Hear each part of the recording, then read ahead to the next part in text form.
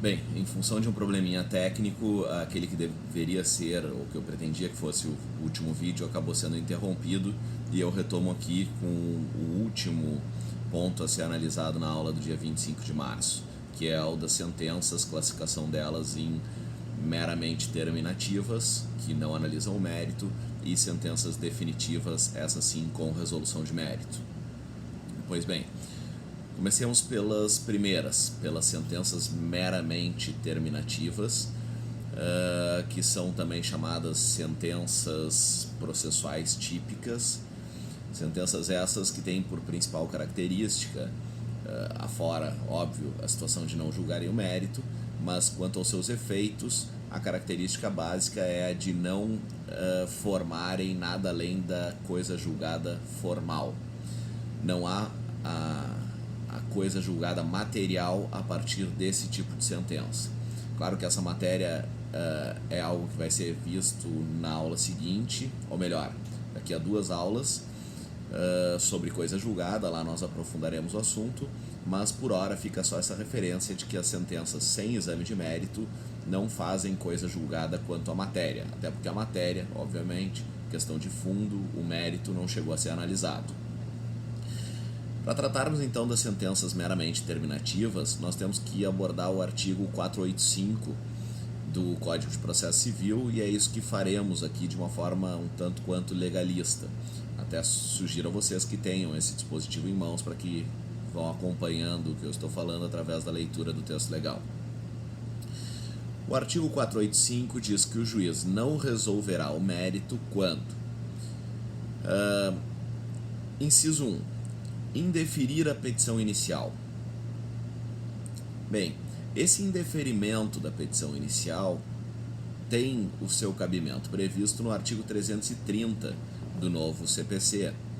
Lá, dentre as hipóteses para indeferimento da inicial, estão previstas a inépcia dessa petição inicial, seja pela falta de pedido, seja pela falta de disposição de uma causa de pedir, seja ainda pela ilogicidade dessa petição, ainda como motivos para que a petição inicial seja indeferida, segundo o artigo 330, a existência de parte ilegítima, de falta de interesse de agir, dentre outras hipóteses que, lendo o artigo 330, vocês bem podem examinar. Mas essa primeira hipótese de indeferimento da inicial, ela é um julgamento sem análise de mérito, como eu dizia, e por isso difere da sentença prevista no artigo 332 do CPC. A sentença do artigo 332 é a chamada sentença liminar de improcedência da demanda. Nessa sentença do artigo 332, sobre a qual falaremos mais adiante, há um julgamento de mérito antes mesmo de o réu ter sido citado e, portanto, antes de ter oferecido defesa, mas um julgamento que é favorável a esse réu, tanto que essa sentença liminar só pode ser de improcedência, de procedência jamais, sob pena de subverter o princípio da ampla defesa, do contraditório. Vale salientar quanto ao inciso 1 que apenas foi previsto em lei o indeferimento da petição inicial. Em um caso de reconvenção, aquele contra-ataque do réu, que quando do seu oferecimento de defesa apresenta uma reconvenção para atacar o autor da ação originária, o indeferimento da reconvenção não é colocado aqui como uma sentença, porque ele não tem o condão de terminar com um processo que já existe. O indeferimento da reconvenção apenas evita que a reconvenção, tramite em paralelo ou juntamente com a ação principal. Mas esse ato decisório não será considerado sentença, e sim decisão interlocutória, porque o processo tem sequência após o indeferimento da reconvenção.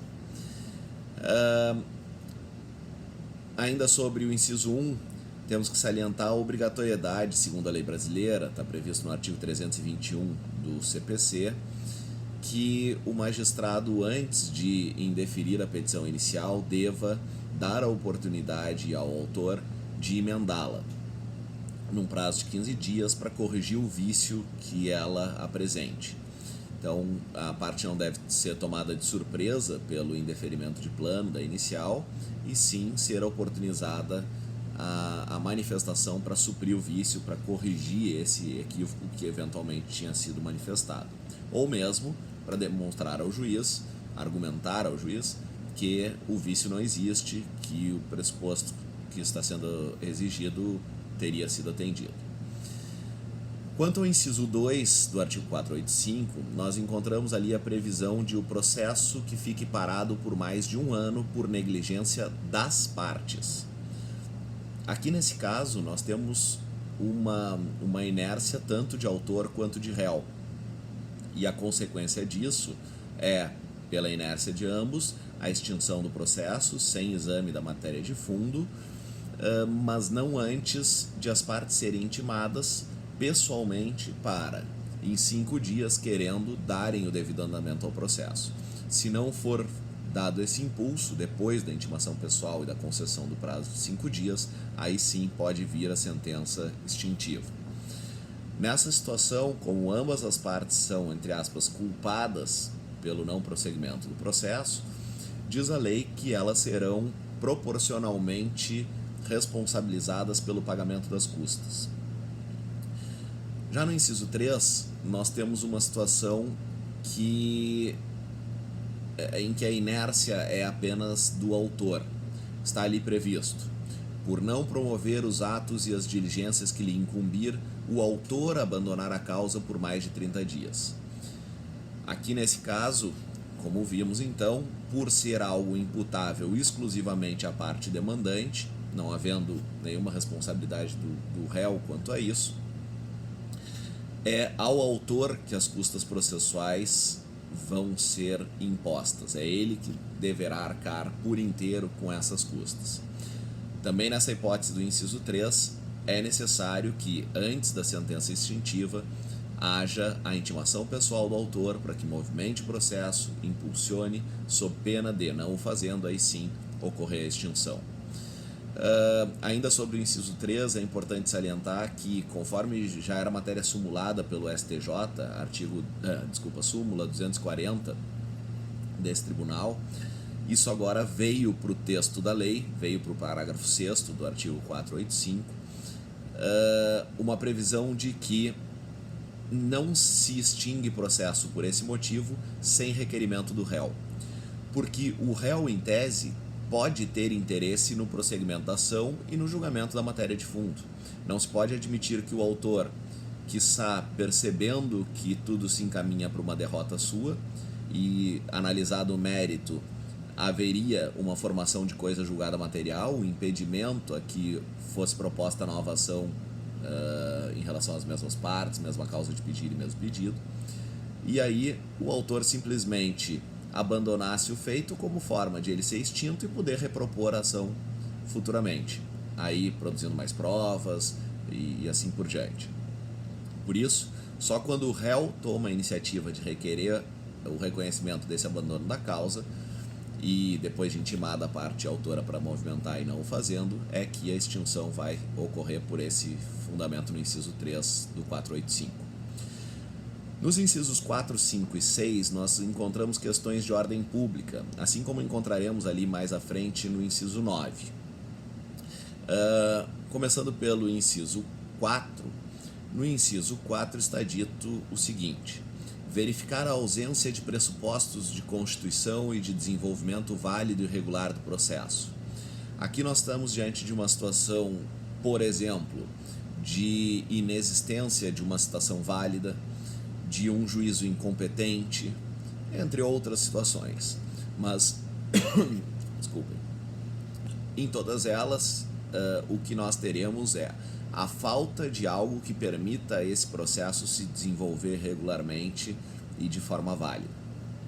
Justificativa, portanto, para que ele seja de imediato extinto. No inciso 5, reconhecer a existência de perempção, de litispendência ou de coisa julgada. O que é cada uma dessas figuras? A perempção é a figura que se caracteriza pela reiterada extinção de uma ação com base no abandono da causa pelo autor. Dito de outra forma, o autor que, por 3 vezes seguidas, deixar uma causa ser extinta pelo seu abandono, pela sua inércia em movimentar, terá contra si esse impedimento colocado pela lei à propositura de uma 4ª demanda. Vejam que a lei foi bastante complacente, pois permitiu que o sujeito por 3 vezes proponha a ação e acabe abandonando. Só na 4ª é que o judiciário está habilitado a dizer que essa nova demanda não vai prosseguir, não vai ter julgamento de mérito. Isso se dá com base na chamada perempção. Essa figura está abordada no parágrafo 3º do artigo 486, que eu sugiro a vocês que deem uma lida. Já no inciso 6 do mesmo artigo 485 de que falava antes, está dito: verificar a ausência de legitimidade ou de interesse processual. Aqui nós temos as situações de condições da ação que estão faltando, e quando falta uma condição da ação, como ela é uma análise prévia em relação ao mérito do processo, naturalmente não há como esse feito prosseguir. Me perdoem, mas acabei me passando e não abordando 2 pontos que eu disse que ia abordar em relação ao inciso 5. Falei apenas da perempção e acabei esquecendo de explicar a litispendência e a coisa julgada, o que faço agora. Litispendência e coisa julgada são 2 institutos similares, mas que têm uma diferença substancial. Em ambos, o que há é uma identidade de demandas. Demandas com as mesmas partes, com a mesma causa de pedir e com o mesmo pedido. Ou seja, todos os elementos identificadores das ações ou das demandas, como preferirem, coincidem em uma e em outra. A diferença está em que, quando se fala em coisa julgada, é porque aquela primeira demanda, igual a que atualmente está sendo proposta, aquela primeira transitou em julgado, fez coisa julgada, e isso cria um obstáculo ao prosseguimento da segunda. Já no caso de litispendência, como o próprio nome diz, nós temos uma lide, um conflito pendente, ainda sem análise. Da mesma forma, contudo, não vai o judiciário se debruçar na análise deste segundo processo que é promovido, tendo por base a mesma matéria, sob pena de viabilizar julgamentos conflitantes, o que não é razoável. No inciso 7 do 485, encontramos a seguinte situação: acolher a alegação de existência de convenção de arbitragem ou quando o juízo arbitral reconhecer sua competência. Nesses casos, nós estamos diante de uma situação em que tenha havido uma cláusula compromissória, ou pelo menos um compromisso arbitral, que as partes espontaneamente optaram por se submeter à arbitragem. Quando uma delas, em desrespeito a isso, promove ação no judiciário e a outra alega o desinteresse em se submeter ao judiciário para fazer valer o pacto para que a arbitragem resolva essa situação, estaremos aqui diante de uma situação dessa natureza, de uma sentença extintiva para que a solução seja dada no juízo arbitral. No inciso 8, temos a homologação de desistência da ação.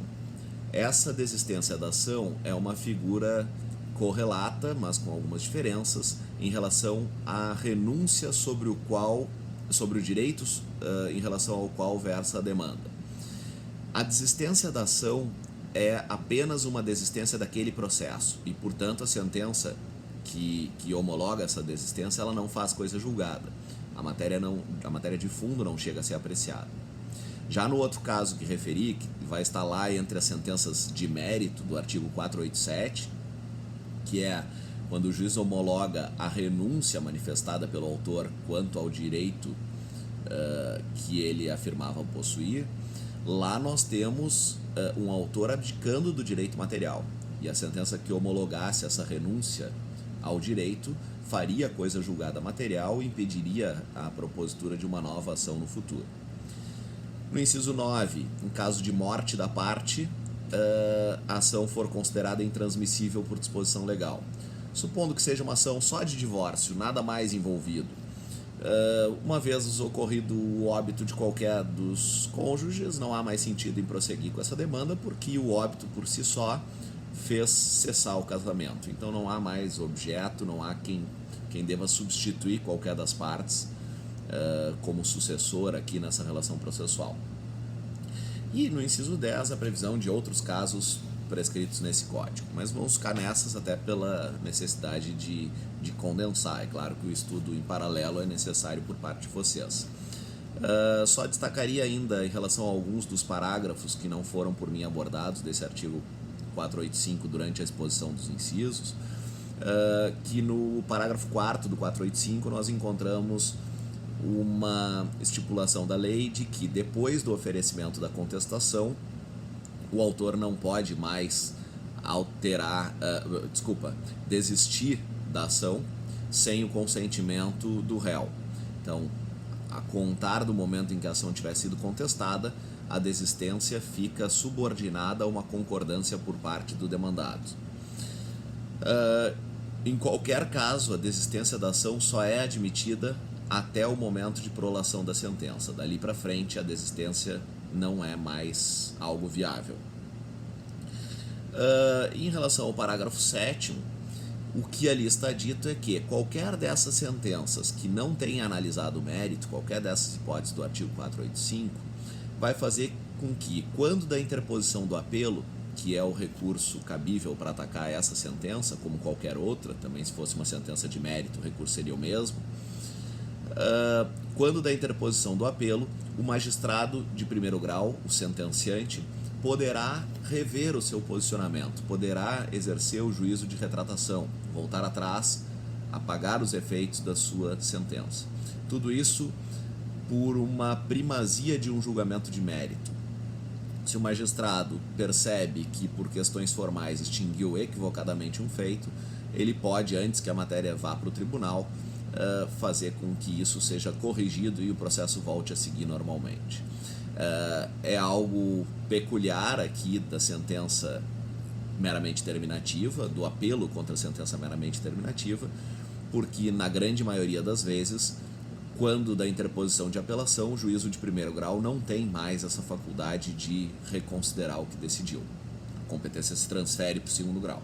Aqui não, ainda há uma chance antes de subir para o segundo grau. Eu peço a vocês que examinem também o artigo 486, vou fazer só uma breve referência rápida a ele, mas façam, por favor, uma leitura completa. Diz esse artigo 486 no seu caput que o pronunciamento judicial que não resolve o mérito não obsta que a parte proponha de novo a ação. Isso é aquilo que nós aprofundaremos ao tratar da coisa julgada, mas, em síntese, significa quem recebeu contra si um julgamento meramente extintivo, sem exame de mérito, pode renovar essa demanda para que aí sim o mérito seja, num segundo momento, numa segunda ação, analisado. Evidente que, para que seja analisado na segunda demanda, tem que ser corrigido o erro que na primeira se apresentava. Para finalizarmos quanto à aula de hoje, faltou apenas abordar o artigo 487 das sentenças com resolução de mérito, que a gente chama de sentenças definitivas. Elas são também sentenças terminativas, como do artigo 485, mas além de terminarem a relação processual, elas são ainda definitivas no sentido de que, uma vez transitada em julgado, não é mais possível rediscutir a matéria que nelas foi apreciada. Diz esse artigo 487, inciso 1, que haverá resolução de mérito quando o juiz acolher ou rejeitar o pedido formulado na ação ou na reconvenção. Aqui a sentença de mérito mais característica de todos, o julgamento de procedência ou de improcedência ou de parcial procedência da demanda. O juiz colocando fim ao debate de forma a dizer se o direito material invocado pelas partes está presente ou não está presente.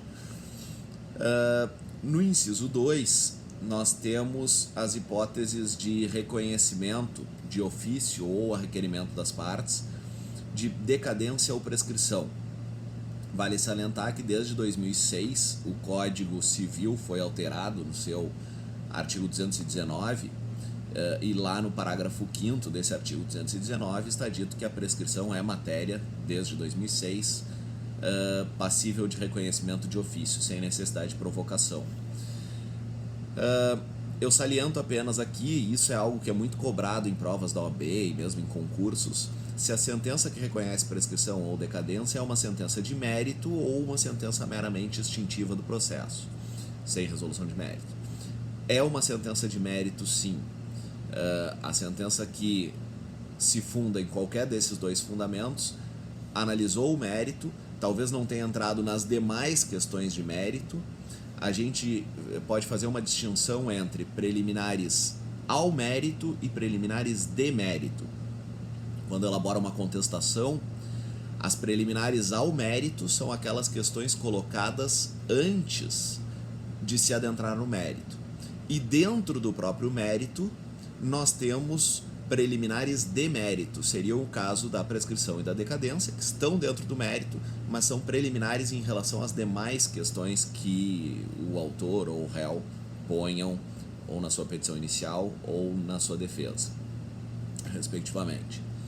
Por fim, no inciso 3, a previsão de sentenças homologatórias, em que o juiz apenas chancela uma manifestação de vontade externada pelas partes.